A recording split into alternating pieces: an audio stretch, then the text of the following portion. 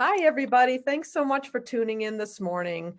I'm glad that you tuned in to want to hear about the amazingness of your feline and canine friend that lives in your house with you. And so before we get started, I just want to thank Assisi Animal Health for all the amazing stuff they do to help animals. In particular, as a behaviorist, super excited about their Calmer Canine, which is a device that helps animals to have separation anxiety and probably some other anxieties too. And I've had several clients use it with great success. So we're always excited about what Assisi comes out with to help animals. They're an amazing company. So thank you, Assisi, for all your work, and thank you for asking me to give this talk today. So we're going to jump right in because many people don't realize how amazing their cat and dogs are, and how amazing it is that they share our lives with us. And so I want to tell you a little bit about how amazing they are. I'm going to start with the amazing dog. Okay, so we all know that the dog evolved from the gray wolf, right?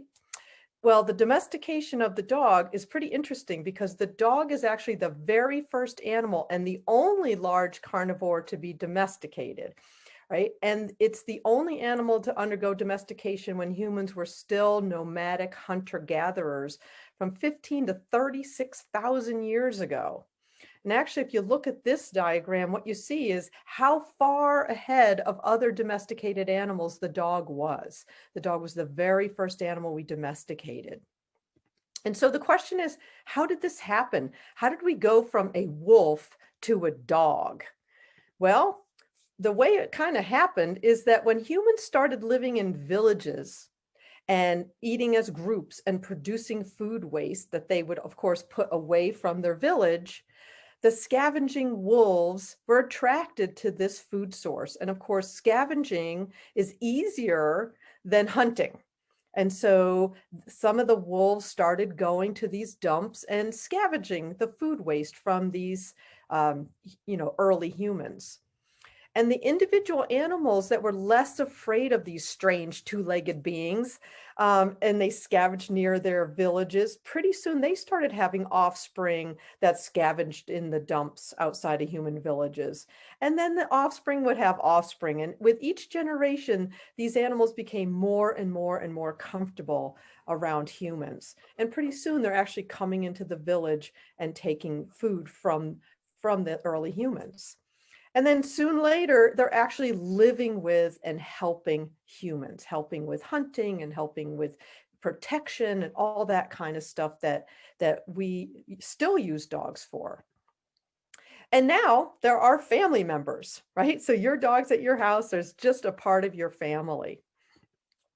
We have actually created from the wolf 339 different breeds of dogs. Isn't that amazing? And again, they all stem from that one creature, the wolf. And domestication and selective breeding has brought dogs way far away from the wolf, right? I mean, look at the difference here. I love this cartoon. Humans at the campfire. It's cold and I'm starving. Maybe I should ask for some scraps. What's the worst thing that could happen? The wolf asks himself. 10,000 years later. That's the worst thing that can happen. Okay, so, this is what we've done to dogs, but they sure do benefit from it, and so do we. So dogs still have the same keen senses of their ancestors. So I wanted to talk to you a little bit about their senses. We'll start with their auditory sense. So dogs can actually hear 4 times the distance of humans. All right, so where humans can hear something that's 50 to 100 feet away, a dog can hear things as far away as 1/4 of a mile and sometimes even farther. So if your dog is in the living room and you're watching TV or reading a book and all of a sudden he's and you say, "What? I don't hear anything." Just know that your dog is hearing things that you can't hear. Maybe a dog barking 1/2 mile away. Okay, and so they are hearing things we can't hear all the time. They also hear in a range we can't hear. So humans hear in the range between 20 hertz and 20,000 hertz. What a dog hears is up in the range of 50 hertz to 4,500,000 hertz. And so they're hearing things in a range we can't hear. We call this the ultrasonic range. So dogs are hearing things, again, not only can they hear farther away from us, but they can hear things we can't hear. Let's talk about their visual sense. And their visual sense differs from ours in several ways. First of all, if you look at these little black and white pictures, the one on the left is the human's visual field, and the dark wedge is our binocular vision. Binocular vision is when we're using both eyes to form one image. And in the light color is our peripheral vision, and that's how much we see out of the side of our eyes. Now compare that to a dog.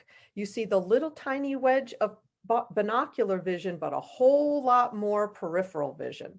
And mainly this is because of their long schnoz, right? So dogs have a really long muzzle, and so it kind of gets in the way of their eyesight. Now, the difference between the average dog and, let's say, a pug that has a pushed-in face, they're going to have eyesight more like us. But the average dog has this long muzzle, which means they don't have as much binocular vision, but they can see way more peripherally.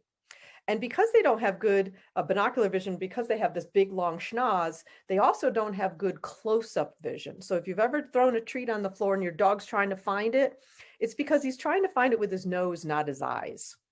And he's got to get through lots of scent on the floor before he finds it. So they have poor close-up vision, but they have better vision at a distance than we do. So you'll see your dog look out the window and be all excited looking at something, and you look out there and you don't see anything because they're seeing something you don't. Now, people ask me all the time, can dogs see color? And it used to be thought that they can't, but we do now know that dogs can see color. They see color more like a colorblind person, so they don't see greens and reds. So this is their color field here, if you look at this diagram. And so we have 3 color photoreceptors while dogs only have 2. And so if you look at this picture, you see on the left what humans see, and at the same time what a dog would see. Let's talk about their olfactory sense, because their olfactory sense, their sense of smell, is their #1 sense. They have more brain matter dedicated to olfaction than anything else. And if you compare the olfactory bulb of a dog with the olfactory bulb of a human, you see the difference. Of course, our brain is way bigger than theirs, but that olfactory bulb is much smaller. We have 6 million olfactory receptors, where a dog has 300 million olfactory receptors. So sense of smell is their most important sense. And their nose knows, right? Dogs identify their social partners by scent. So they know you first by your scent. And so if you're in a crowd, they're going to be able to find you because they have an amazing sense of smell, and they will just zero in on your scent and find you. They're going to find you by scent before they find you in any other way, vision or anything else. All right. And that's how they know their own social partners, but also how they get to know other social beings. So that's why they're always sniffing you and sniffing other dogs. We now use that amazing sense of smell to our benefit, of course. We use it for search and rescue, where dogs can help us find, dead bodies and even live bodies, so we can get them out of there. They use their nose for drug detection at the airports and things like that. We use their nose even for bed bug detection. So hotels will bring in bed bug dogs to find the slightest little infestation before it gets so bad that humans can figure it out, and then they can get rid of the mattresses before anybody knows about it. Pretty interesting. We even use them for medical alert. Okay, so I'm sure you've heard about the diabetic alert dogs. They can smell the blood sugar changes in a diabetic person and let them know you need your insulin. Seizure alert dogs smell chemical changes in your brain before you're about ready to have a seizure, so they can let you know to sit down.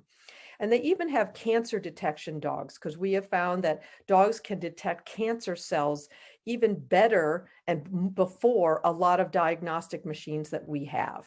So their nose is really incredible. We are so lucky that dogs share our lives because of all those great attributes. Now let's talk about the amazing cat. All right, so the cat was evolved from the Middle Eastern wildcat. So this is a Middle Eastern wildcat here. And as you can see, the Middle Eastern wildcat and the domesticated cat pretty much look identical. Okay, they have not changed very much. Now, we've selectively bred some cats, and we have purebred like Siamese and Burmese and all those kind of cats. but the average cat looks just like its ancestor. So how did this happen? How did we go from a wild cat to a domesticated cat?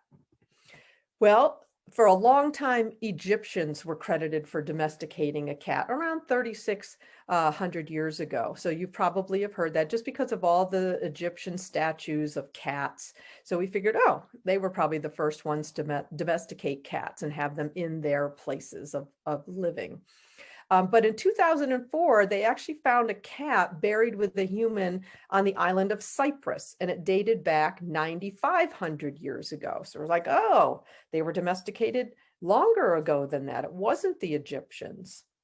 And then recent studies have found that cats were domesticated about 12,000 years ago when the first agricultural societies began to flourish in the Middle East. So what happened was that humans unintentionally created an environment that attracted the cat. Okay, so the development of agriculture led to grain stores, so humans would store their grains, and the grain stores, of course, were a food source for rodents. And not only would rodents eat the grain, but they carried disease. All right, so these rodents coming to the food stores then attracted the cat, all right, the wild cat, because that was an easy food source for them, because they could just come there and there's a lot of rodents running around. And so they were able to take care, get a free food source, but also help humans with getting rid of the rodents that were bringing disease and also damaging their food stores. And over generations, humans, of course, appreciated the benefit of cats, right? And so they started encouraging their presence and bringing them into their homes. And that's how that happened. And now they're our social partners. So let's talk about a cat's senses, the way we did with the dog, because they are incredible as well. So we'll start with talking about their visual sense, right? So cats actually can see in the dark. They can see in 1/6 the illumination needed by humans. Okay, so if you look at this picture, on the left-hand side is what a human sees at this time of night, and on the right is what a cat sees at the same time. So they can see things way better than we can in the dark. And of course, cats are they're low light hunters. So people think they're nocturnal hunters. They're low light hunters. They hunt in dawn and dusk, right? But they can still see also in the dark way better than we can. So how is that possible? How can cats see better than we can in the dark? Well, one of the reasons is because cats have 8 times more rod cells in their eyes than humans do. So in high school biology, you learned about the 2 kinds of cells in our eyes, rods and cones. Okay, and you probably don't remember what they do, but what the rod cells do is they're the photoreceptors that help animals see in the dark. And cats have 8 times more rod cells than humans. They also have a very highly flexible pupil. So we know with our pupil, the black part of our eye, when it gets dark, our pupil dilates or gets bigger. And that's to bring in more ambient light so you can see better. So, if you're in a room and the light is on and someone turns the light off and it's dark, it's pitch dark for a second. And then pretty soon it's not as dark anymore. That's because your pupil dilated to bring in as much light as it can. Okay, that's how all pupils work with light changes. And the thing about a cat's pupil is it dilates way bigger than ours does at maximum dilation. So they have this big giant pupil that can bring in any little bit of light from the environment. So that's another reason they can do this. They also have a structure in their eye called the light reflecting tapetum. And this helps bring more light into the cat's eyes as well. So this is that structure that if you're driving down the road and there's a possum or a raccoon or something in the street and the light shine back at you, same structure. Any animal that lives and hunts and eats at night, it's going to have this structure in their eye, and cats do as well. Some other cool things about a cat's eyesight. they have motion sensitive vision. So those extra rod cells allow them to sense the slightest little motion, especially in low light. They're way better than humans are. And because they're low light hunters, this is an advantage for them. Any little motion they can sense. They also have this weird elongated pupil. So you know how our pupil, when it dilates or gets bigger, it gets bigger round, and when it constricts or gets smaller, it's still round. But when a cat's pupil constricts, it constricts elongated. And that's because cats don't see real well in the bright light. So if it's really bright, not only is their pupil constricted, but then they can close their eyelids so that it blocks out even more light. And you wouldn't be able to do that if your pupil just was a little teeny prick in the middle, like ours is. And cats also have color vision just like dogs. So they see color like a colored blind person. Let's talk about their auditory sense, right? So cats hear between 45 hertz and 85,000 hertz. Right, so I'll throw the dogs back in there so you can compare. So dogs hear in a range we can't hear in, up to 45,000 hertz, but cats can hear even higher range. And this is because, again, they're nocturnal hunters. And their prey a lot of times are rodents. And rodents make these really high-pitched little squeaks that cats can hear, but we can't hear. So if you ever see your cat kind of messing around or staring at the wall, there's probably a nest of baby mice in there. Now, their ears can move independently of each other. So because they're little sonar scanners, so when they're hunting, they can zero in on the sound of their prey item. So that's interesting about their ears. Let's talk about their olfactory sense. It is also their number one sense. So again, dogs have 300 million scent receptors. Cats have 200 million scent receptors, compared to our measly 6 million. Sense of smell is their most important sense as well. And you'll see, people always are so used to dogs sniffing everything and dogs sniffing each other and dogs sniffing you. But if you really pay attention, your cat does the exact same thing. And again, they use sense of smell for social identification. They know their social partners, whether it's other cats or dogs or humans. They know us by our scent. It's also how they get to know unknown social beings. So that's what they're going to do. They're going to sniff you. They're going to sniff other cats. They're going to sniff the dog. Now let's talk about their whiskers for a second, because their whiskers are actually way more than just pretty hairs on their face, which they are pretty hairs on their face. They are what we call tactile vibrissae. And so they are sensory hairs. And the hairs of the whiskers go 3 times deeper than a normal hair. And they use their whiskers to navigate through their environment. And yes, it is true that a cat can tell if he can fit through a space based on whether his whiskers tell him he can or not. Okay, so if they bend back too far, the cat knows he can't fit through that space. And their foot pads are also finely tuned sensory organs. They are shock absorbers because cats will jump and pounce. They're sound absorbers so that they can creep up on the predator or on the prey, and they help them maintain balance. And they also sense vibration, the slightest little vibration. And again, this is because they're low light hunters, and cats are what we call a lay in wait hunter. So they lay there like this and they listen and they watch and they smell and they feel any vibrations in the earth, and then they go boink and they get their prey. Now, cats have scent glands between their pads also that secrete special oil that they use to mark their territory. And this oil, of course, can be detected by other cats. And so when cats are marking their territory, they are not only leaving a visual mark, they are also leaving a scent mark. Now, if you don't want your couch to look like this, make sure you provide your cat with a appropriate scratching post and put it next to the couch.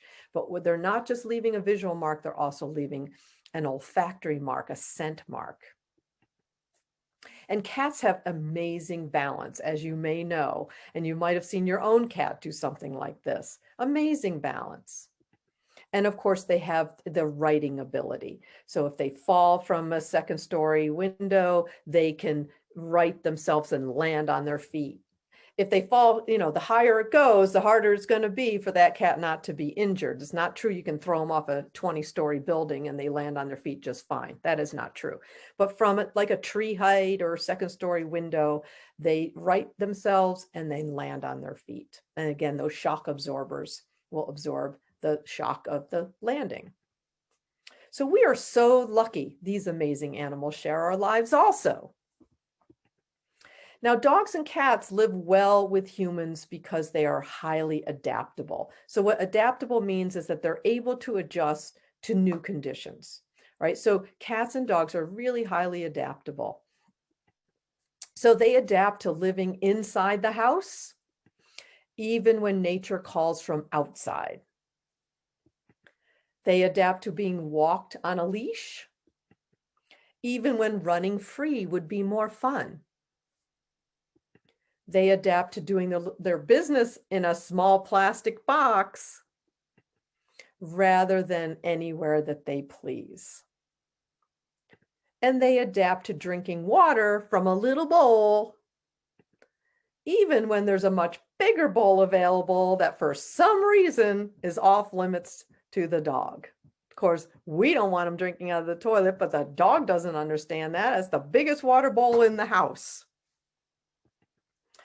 Dogs do everything with us. People take them hiking and biking and take them in the car and take them on the boat. We see dogs going everywhere with their people.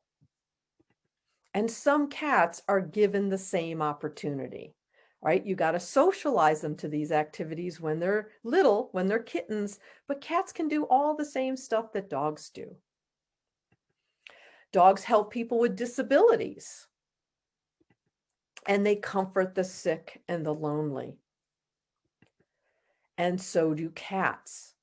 Right? Even just sitting with a dog or cat can lower our blood pressure and make us feel better.